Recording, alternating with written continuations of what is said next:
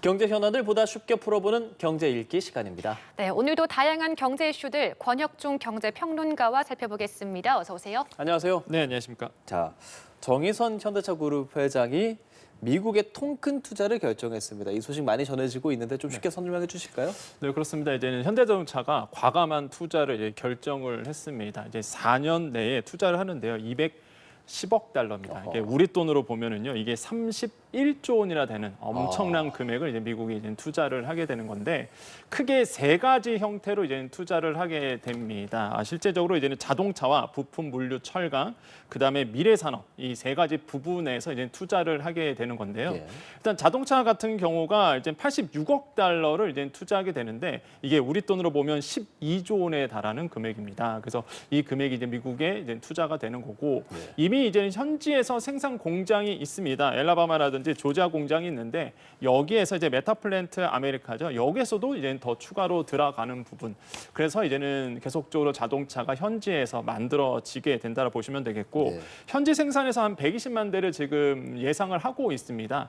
그 정도로 지금 현지에서 물량이 나올 것으로 보고 있고요. 그다음에 부품, 물류, 철강도 투자하겠다 얘기했는데, 이게 우리 돈으로 보면 8조 9천억 원 정도를 투자합니다. 결국에는 지금 형태의 무역 시스템 뭐냐면, 우리나라에서 철강을 수출해서 미국에서 이제는 현대자동차가 수입을 한 다음에 현지에서 이제는 자동차를 만드는 구조인데, 이제는 그렇지 않는다는 거죠. 현지에서 아예 철강, 알루미늄을 만들어서 현지에서 공장 조립하겠다라는 거거든요. 사실 이게 미국 입장에서는 굉장히 좋은 건데, 한편으로 보면 우리나라 입장에서는 그렇게 좋은 구조는 아니라고 네. 생각을 해봅니다. 어쨌든 간에 현지 공급화하겠다라는 거죠. 공급망, 서플라이 체인을 현지에서 다 하겠다라는 거예요. 그래서 이런 점들이 이제 눈에 띄고, 마지막으로 미래산업 부분도 얘기를 했는데, 한 63억 달러, 우리 돈으로 한 9조 원을 투자하게 됩니다. 여기에서 뭐 자율주행이라든지 AI 이런 것들이 현지에서 또 이루어질 것을 보고 있어요. 그래서 현대자동차가 엄청난 과감한 투자를 했고, 오늘 뭐 시장에서는 긍정적인 평가를 좀 받고 있습니다.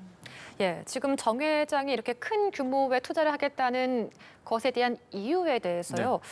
4월 2일에 트럼프 대통령이 상호 관세를 부과할 예정이잖아요. 네. 이것에 대한 대응책이라고 볼 수 있는 건가요? 그렇죠. 이제는 4월 1일에 상호 관세가 들어가는데, 이게 어떻게 또 튀어나올지가 몰라요. 그리고 예. 이제 뭐 예를 들어서 우리나라의 자동차에 대해서 따로 또 얘기할 수도 있다, 이런 얘기가 있었거든요. 그래서 선제적으로 아마 미국과의 조율에 나선 것 같습니다. 그래서 현대자동차가 사실상 이제는 미국의 과감한 투자를 결정했던 것은 상호 관세를 앞두고 전략적인 측면이라고 저는 생각을 해보겠고, 이미 뭐 현대자동차는 1986년도에 현지에 진출한 상태였죠.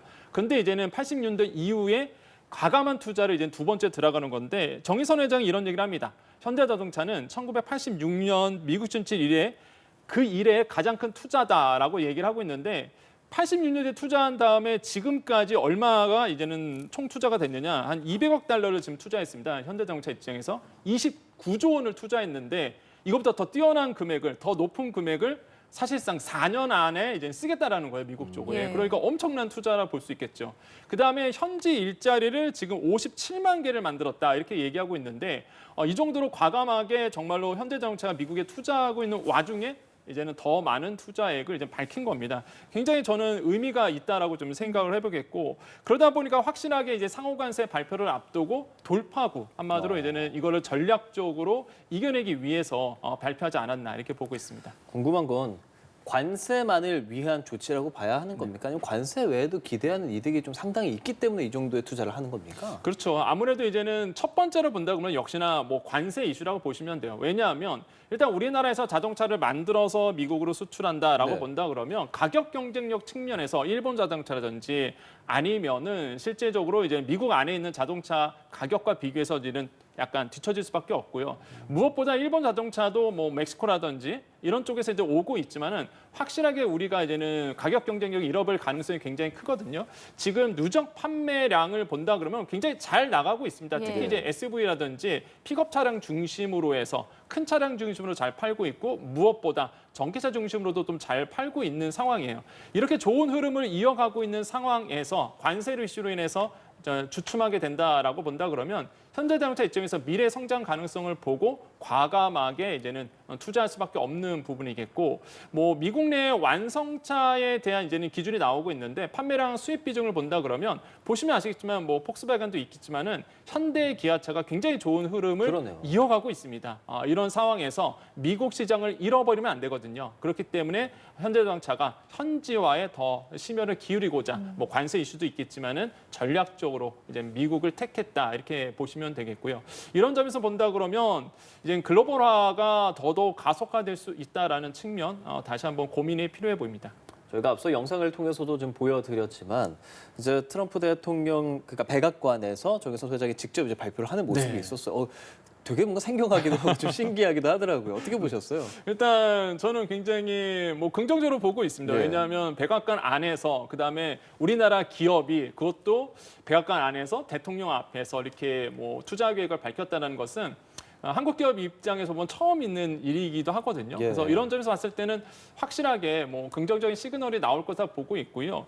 특히 이제는 뭐 현대자동차 입장에서는 과거 사례 한 번 있었습니다. 이거는 이제 조 바이든 대통령 전 대통령이 우리나라에 방문했었을 때의 대통령 앞에서 발표한 적이 있었어요. 그거는 현재 간 게 아니라 이제는 전 대통령이 우리나라에 와서 용산 하얏트 호텔 앞에서 이제는 같이 이제는 투자 계획을 밝혔던 사례는 있었어도 네. 이게 정의선 회장이 현지에 가서 백악관 안에서 그것도 트럼프 대통령과 같이 발표했다는 것, 이런 점들은 굉장히 뭐 시장이 시사하는 바가 굉장히 크고, 그 시사하는 바는 뭐냐 그러면 뭐 트럼프 대통령의 노림수라고 보겠죠. 봐라, 이렇게 투자하면 내가 이렇게 세워줄게라는 어떤 시그널을 줬다. 그래서 대미 투자를 더 늘리고자 하는 어떤 트럼프 대통령의 고도의 심리전이 아닐까라고 이제 보고 있습니다. 그래서 이런 점들은 정말 높이 살만하고요. 저는 한편으로는 그런 생각해봤습니다. 참 부럽다. 말씀하신 것처럼. 우리나라의 정치인이 이렇게 예. 기업인을 이렇게 좋게 평가하고 그다음에 이렇게 높여주는 이런 모습들은 사실상 저는 잘 보지 못했던 것 같아요. 우리나라에서는. 그래서 근데 미국은 다르다는 거죠. 이게 기업인에 대해서 우대해주고 그것도 외국 기업인을. 맞습니다. 그래서 과감하게 정말 실익이거든요. 본인 나라에 투자를 많이 하면 이렇게 이제는 뭐 아름답다, 뭐 대단한 기업이다라고 트럼프 대통령이 얘기했거든요. 이런 걸 봤을 때는 좀 우리와 문화가 많이 다르고 이런 점은 좀 보고 배울 점이지 않을까 이렇게 생각을 해봅니다.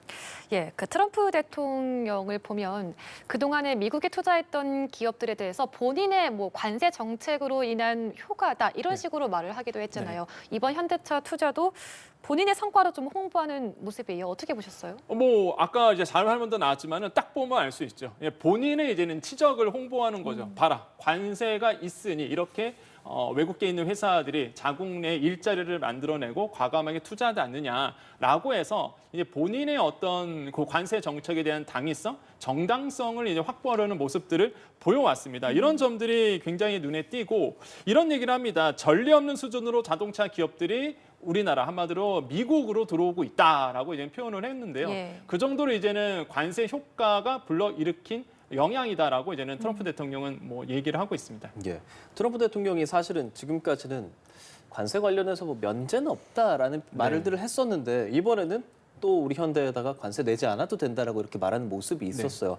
이 사이에서 좀 상충하는 모습에 대한 해석도 궁금하고 우리나라 다른 기업들도 좀 이에 따른 동참을 할지 그 부분까지도 전망해 주실까요? 네, 일단 트럼프 대통령의 어떤 협상의 기술이라고 저는 봐요.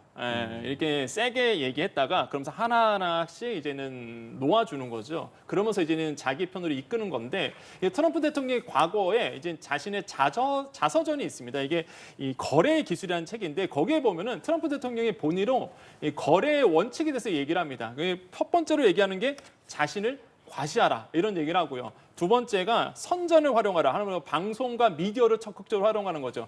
아까 자료 화면도 나왔죠. 방송 미디어 매체 앞에서 본인의 치적을 얘기합니다. 그리고 정의선 회장을 앞세우고 이제는 본인의 이제 관세 정책에 대해서 옹호하는 모습 네. 고스란히 이제 보여주고 있고 마지막으로 강하게 반응하라라고 하면서 이제 본인에게 나쁜 얘기를 하면 그거에 대해서 가만히 있지 않고 적극적으로 이제 대변하거나 적극적으로 이야기하는 건데 지금 보면 이런 상호 관세 부분이라든지 다양한 부분에서 트럼프 대통령의 이 거래 기술이 그대로 보여주고 있다라고 생각을 해봐요. 그러니까 그런 거죠. 면제는 없다라고 강하게 얘기했다가 그러면서 하나하나씩 사실상 이제 주어지면서 상대 측으로부터 굉장히 고맙게 여기는 듯한 이런 어떤 전략의 기술을 지금 보여주고 있습니다. 뭐 한편으로 보면 보고 배울 점이겠지만 이런 점에서 본다 그러면 앞으로 우리나라의 기업들은 더 부담을 가질 수밖에 없다라는 거죠. 그렇죠. 계속적으로 미국에 이제 투자할 수밖에 없는 압력으로 다가오기 때문에 이런 점들에 대해서 이제 고도의 협상 전략이 필요하다라고 생각을 해봅니다. 네, 우리가 좀 너무 뺏기지 않는 선에서 협상을 맞습니다. 잘했으면 좋겠다는 생각을 해보겠습니다. 제 주제를 좀 바꿔볼게요. 토허제. 이제 네. 어제부터 본격적으로 시행이 됐습니다. 네. 어떻습니까 지금? 지금 토제가 사실상 이제 재지정이 되면서 예. 어떤 문제가 생겼느냐? 관망세입니다. 지금 부동산은 꽉 막혀 있는 상태예요. 예. 이제 어느 정도 풀어질 쯤 하다가요. 일단은 재지정이 되고 나서는 모든 시장 참여자들의 이제는 관망하는 태로 이제 다 돌아섰다라고 보시면 되겠습니다. 지금 문의도 거의 끊겼고요. 지금 보시면 아시겠지만 4개의 자치구입니다. 과거에는 동만에 있습니다. 동만에다가 지금은 아예 구 단위로 확대가 돼서 4개의 자치구의 전체 아파트에 하다 보니까 40만 호의 엄청난 규모가 사실상 이 토지로 이제 묶여 있는 상태라고 보시면 되겠고 갭 투자가 아예 못 들어옵니다. 2년 동안 실거주를 해야 되기 때문에 갭 투자가 할 수 없는 부분이겠죠. 투자 목적으로 절대 들어오지 못하게 됩니다. 그러다 보니 지금 가격은 떨어질 거라고 지금 시장에서 예상하다 보니까 예. 계약을 하시는 앞두고 있는 분들도 일단 관망세로 돌아서고 파시는 분들도 어떻게 될지 모르니까 이제 관망세로 이제 들어서고 있다라고 이제 보시면 되겠고요. 지금 두 가지 문제가 좀 있습니다. 계약을 하신 분들이 아마 계약을 파기하는 경우도 나올 것 같다는 생각이 들어요. 시장에서는 왜 그러냐면 일단은 오를 거라고 보고 토지가 이제는 풀린 이후에 오를 거라고 보고 계약을 맺었는데 갑자기 다시 묶였잖아요. 그러면 가격이 떨어질 겁니다. 그러면 이제는 금리에 대해서 말하자면 대출 많이 받으신 분들은 이거 앞으로 더 떨어지는데 갖고 갈 이유가 없거든요. 그래서 계약금을 아마 포기하면서까지 계약이 파기 나올 가능성도 있다. 근데 가계약금이 무시 못합니다. 이게 가격이 그렇죠. 비싸잖아요.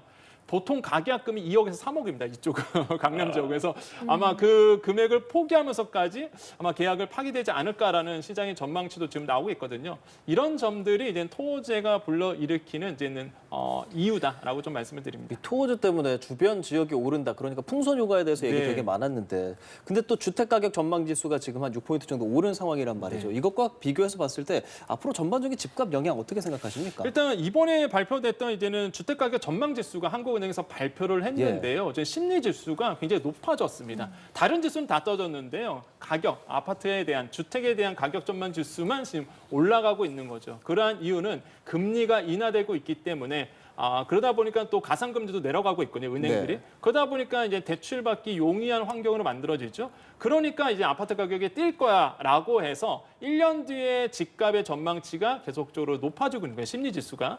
이런 상황에서 이제는 이런 거시 환경에서 그러면 이제 토지가 강남 3구라든지 용산 묶였으니까 그럼 다른 아파트 뭐 예를 들어서 마용성이라 보통 얘기하는 과천이라고 또 얘기할 수 있겠죠. 이런 쪽으로 또 이제는 풍선 효과가 일어난 거 아니야라고 이제는 볼 수가 있겠는데 이거는 조금 더 지켜보셔야 되겠다고 말씀을 드리겠습니다. 왜 그러냐면 이게 사실상 이제 대출이 묶여 있는 상태에서 다른 지역으로 옮겨갈 수는 없거든요. 그래서 지금 이제 대출 규제가 아직 남아 있고 무엇보다 이번 연도의 여름에 7월 달에 다시 한번 DSR 3단계가 스트레스 DSR 3단계가 적용되다 보니까 예. 대출이 묶여 있는 한 아마 풍선 효과는 미풍에 그칠 가능성이 있다라는 거죠. 이거는 좀 이제 지켜보셔야 됩니다. 그래서 시장의 전망은 반반이겠지만 상황은 계속적으로 관망세로 이어지고 예. 있다라고 생각해 봅니다. 예, 이와 더불어서 경제 전반에 대해서 소비자들의 인식도 석 달 만에 다시 나빠졌다고 합니다. 무엇이 소비 심리 악화에 영향을 미친 건지 좀 짧게 부탁드릴게요. 네, 일단 세 가지예요. 첫 번째 내수 부진이 되잖아요. 그다음에 예. 두 번째로 본다 그러면 수출 증가세가 둔화되고 있습니다.